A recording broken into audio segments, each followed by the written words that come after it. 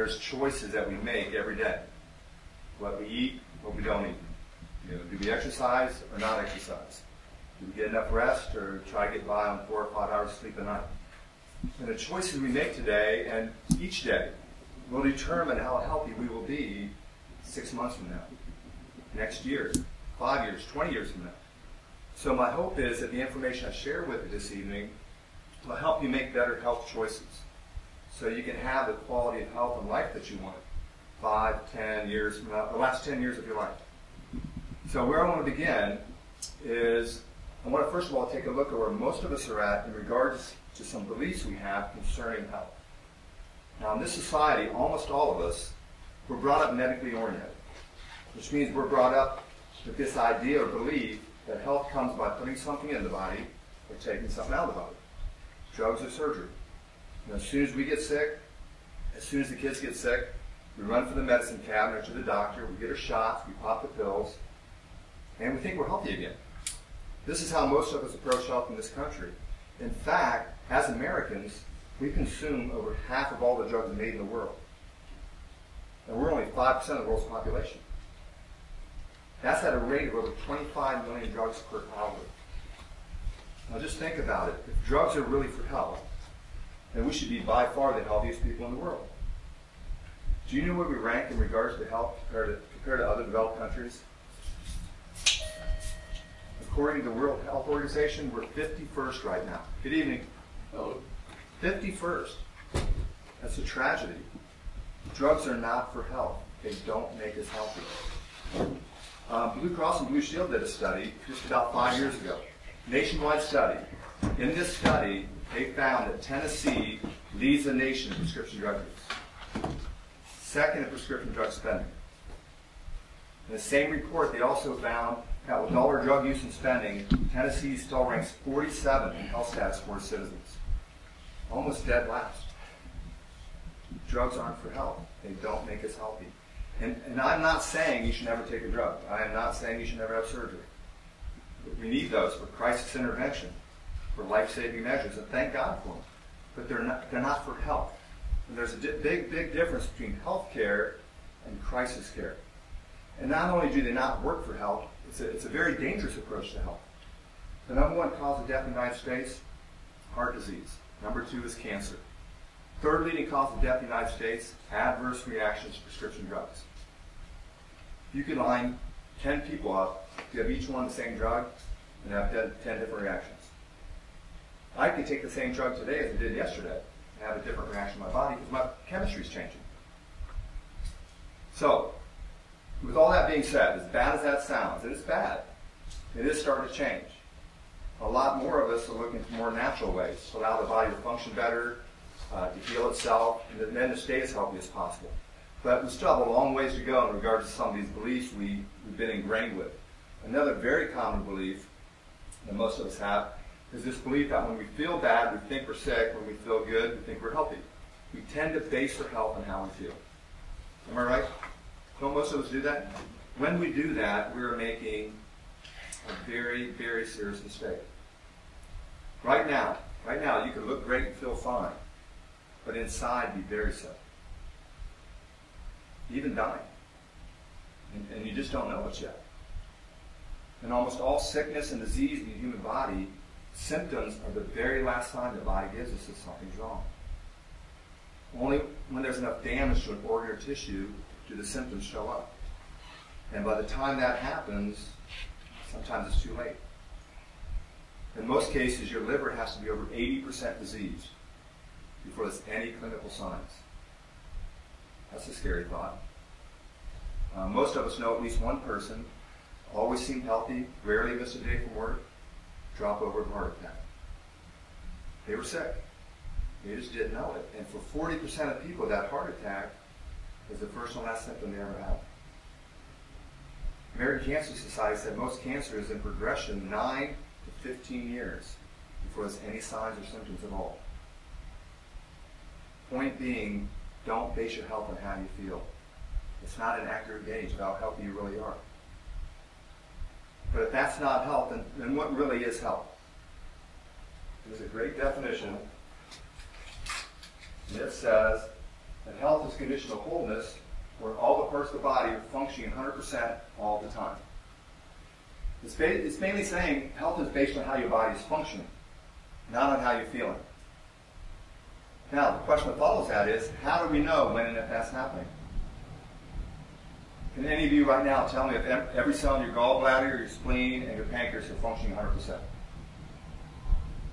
We can't, can we? We can't go by how we feel, and even with all the tests we can run, we can't determine what's 100% for each of us because we're all different. What's 100% for my heart may not be 100% for your heart. So the reality is there isn't any way to determine if we're 100% healthy.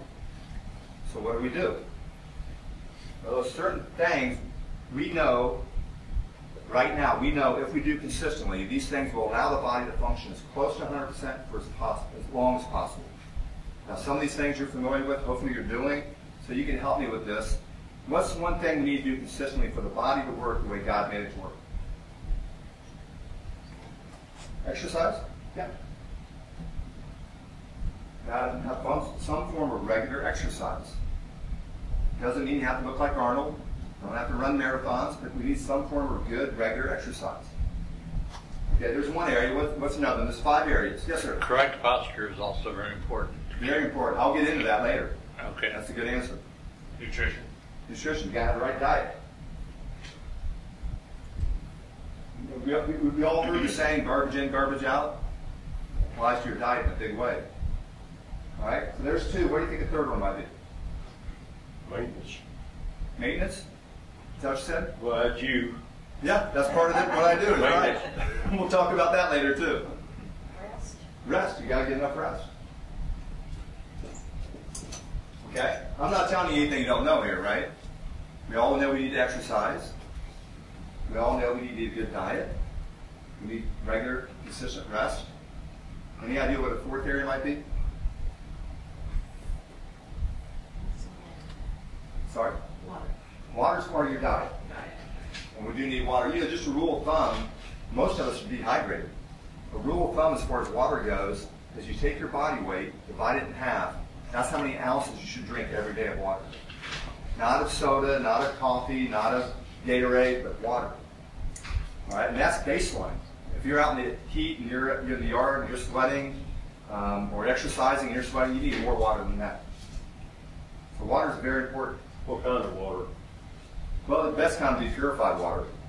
Reverse osmosis, I think, is the best. Well, if you take water and boil it, purify it, have you taken out anything that's got to be in it? You may have killed some bacteria.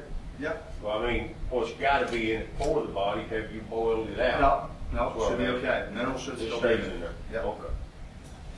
Okay, there's 3. Any idea what a 4th area might be? Mental health. Thank you. Positive or proper mental attitude. What is it? Positive or proper mental attitude. Mental. And that includes emotional balance, loving relationships, spiritual growth. You know, the same thing applies here. Garbage in, garbage out. All right, so these 4 things, again, most of us know kind of what to do and not to do. We just have to do it consistently. Now, the 5th area is the area I find a lot of us don't know much about. And therefore, we don't do it on any kind of regular basis, if ever. And it has a major, profound effect on our health. Any idea what that 5th area is? Cleanliness. You need to do that. That's not, I don't have that as part of the 5, though. This is one that I'm going to help you with, and that's a sound nervous system. You have to have a nervous system that works right for your body to work right.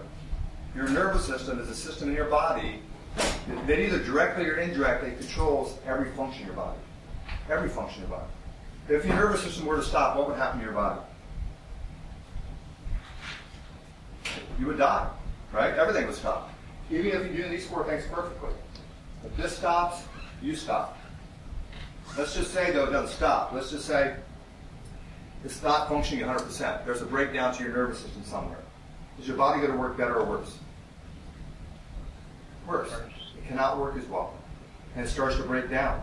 And over time, enough damage accumulates, and we have symptoms. What most of us do in this society is wait for the symptoms to show up. And then what's the first thing we do? Doctor, get drugs. Well, first we maybe try over-the-counter drug. Oh. Yeah, cheaper and quicker. You try that, maybe a few different things. Let's say the symptoms persist. Then what do we do? Yeah, then we go to the doctor. What do they recommend? More powerful drugs.